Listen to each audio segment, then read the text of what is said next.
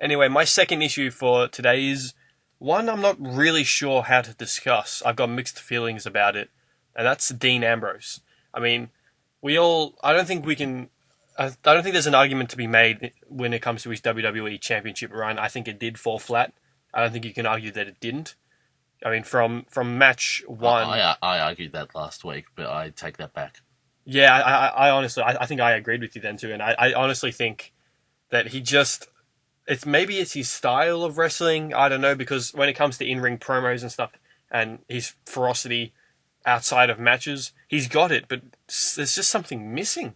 I don't know what it is, because if you go back to 2014, and like, him coming out of the Shield, his matches with Seth, and his matches with like guys like Ziggler and that outside of, before he got that big singles push, his matches with Bray, they were all really good. They were good, they were main event caliber matches. Him and Seth stole the show countless times. And I just don't know what's happened. It's been since maybe even WrestleMania, because obviously him and Lesnar was probably the most anticipated match of WrestleMania, yep. And it fell completely flat. And we know Ambrose blames Lesnar for that, but who knows, maybe that was partially Ambrose, because then he had a feud with Jericho, and that sucked. That absolutely sucked, and we've seen how great Jericho has been. So again, maybe that was Dean as well. Like, that Asylum match was just dog crap. What was the next after that for Ambrose? He won the Money in the Bank briefcase. Obviously that's a 6-man match, so he didn't really have a big say in that, and obviously it's a ladder match as well. Then he won the championship, and he had, the triple threat match was great. That was one of the most hyped matches of, 2016, 2015, 2014, of a very long time, the Shield triple threat. Absolutely. That was good. I don't think it was as good as everyone was hoping it would be, but again, I don't necessarily blame Ambrose for that. I don't think it got the hype it deserved with Reigns being suspended. Then what? He moves to SmackDown, and the Ziggler feud, the feud itself is really good, and the match doesn't go very well. And then Ziggler has a fantastic match with The Miz, so maybe that was Ambrose as well. And then the AJ Styles match was good, but it wasn't great.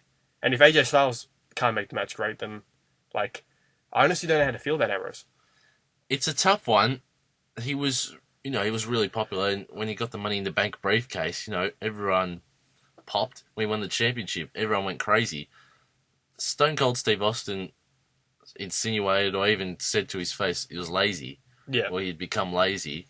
Maybe he has a little bit, in terms of 2014, his promos, and where he was that crazy Dean Ambrose, the psycho, the lunatic fringe. Whereas now, he's sort of the baby face. He has been built up to be the main babyface of SmackDown, and previously, over the past few months, the main babyface of just WWE. That's not a role he should be playing. He isn't a babyface at its purest, in terms of, John Cena is a babyface. Dean Ambrose isn't. Dean Ambrose is he doesn't mind if he's cheating to win, if he's, punching people, if he's an all that anti-hero, sort of thing. Yeah. He's an anti-hero, yes, and that's not the role he's been playing. He didn't have that chance to do it against Ziggler, because, you can't be an anti-hero in a face-on-face feud. An anti-hero is, you say you get stuff to everyone, but you perform equally as well. I think Ambrose has just dropped off in terms of his character development, and I think that's partly WWE's fault. He needs to be the lunatic fringe. I think his character stuff has been the good bit, though. That's why I'm confused, because his stuff with Ziggler was great. His promos have been good. I don't think his character per se, him as in, but I don't think that's gimmick. WWE's fault. I think that's Ambrose himself sort of changing it to be like, I'm the man around here. I'm the champion. This is my brand. If WWE weren't happy with it, they would have. I'm not saying they weren't not happy with it, but I'm saying Ambrose has made the decision himself to go from crazy Dean Ambrose to straight up, I'm the man, this is my company, I'm the boss, babyface kind of guy. And it just hasn't clicked, because I guess his in-ring work hasn't backed up what he's been saying.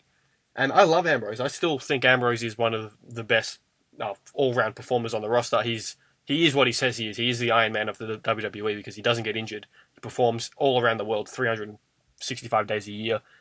But there's just been something missing. And even Cena called him out on SmackDown this week. I'm not sure if you caught up with SmackDown yet, but Cena called him out to his face. He said, Stone Cold was right to call you out on his podcast. You haven't lived up to everything that you said you were. And so there's some kind of acknowledgement there that Ambrose's title reign fell flat. Because it did. And I think if Ambrose's title reign had been better, we would have seen Ambrose versus Styles 1-on-1 at No Mercy. Instead, we're getting a triple threat match because I don't think they want another month of Ambrose versus Styles 1-on-1 because I don't think they can. I don't think they think. They need Cena to build the feud. Yeah, I don't think they think Ambrose can handle it. I just think he's had his chance at the top of the card and it just hasn't worked, unfortunately. And for him to go back to a lunatic fringe character or even some sort of heel turn, now's not the time. The roster's too shallow for him to do that, and that's probably what would be best for him at the moment, because then he can go back to pretty much being a guy that doesn't care, whereas now he's a guy that doesn't care, but he's the main guy. So it doesn't make sense.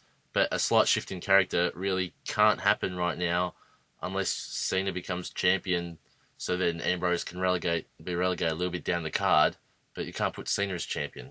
So there's a bit of an issue here for WWE, and that's another one we've been banging on about it for the last few podcasts with the Glorious Wrestling Podcast at GloriousWP on Twitter, that the roster's too shallow. It's great to have a split brand extension, brand split, but you need to keep bringing guys in, not loading them all on Raw, because you need someone like Ambrose to have a slight character shift when you can't really do it right now. I don't think the WWE have a clue what they want to do come the Royal Rumble, come the end of this year. It's going to be an absolute shambles. It will, because you've just got to look beyond what we currently have right now. Once this feud is done, we'll probably see maybe Cena and Ambrose or Cena and Styles continue, but there isn't that fourth guy to go into that area there. Orton and Wyatt will probably continue for a while. Maybe Orton versus Ambrose, but that's not really that, people don't really want to see that. No one wants to see Cena and Orton. Orton and Styles is probably the one, but you've got to remember you've got Cena there and you've got Ambrose there. You've got to have something for everyone, and there isn't enough depth for that to remain interesting. There's one person that can save Ambrose, or that can, that's Samoa Joe. Yeah, I think so. Samoa Joe is the one that has to come up. He has to be that fourth person. I think we will see Orton versus Styles for the championship in maybe a couple of months after this White one is done. Because you can't go Cena Styles again a month after they've just had their feud. I think you saved that for WrestleMania. Yep. And you can't have really Cena Ambrose. An Ambrose heel turn doesn't really make sense with the roster that they've got now. So Samoa Joe needs to be there. Samoa Joe maybe needs to help Ambrose get to the heel turn. Yeah, that's definitely something that we need to keep an eye on in terms of SmackDown, because SmackDown is obviously the superior show right now, but Raw has all that depth coming in and SmackDown doesn't. So that'll be the interesting thing. We're going to leave it there for this week's Glorious Wrestling Podcast. I hope you enjoyed this week's episode 4. You can follow me on Twitter at Nick Negropontis. You can follow this one on Twitter at DemP_9. And make sure you follow the podcast on Twitter at GloriousWP. Make sure you follow Austin Creed on Twitter at Xavier Woods, PhD. And make sure you subscribe to us on YouTube at Glorious Wrestling Podcast. You can find us quite easily by typing in Glorious Wrestling. And once you scroll through all the glorious Bobby Roode stuff, you will find us. So we're going to leave it there for this week's podcast. But before I go, Dem, one final question, the most important one of the day. Liv Morgan versus Asuka, who's winning? Asuka.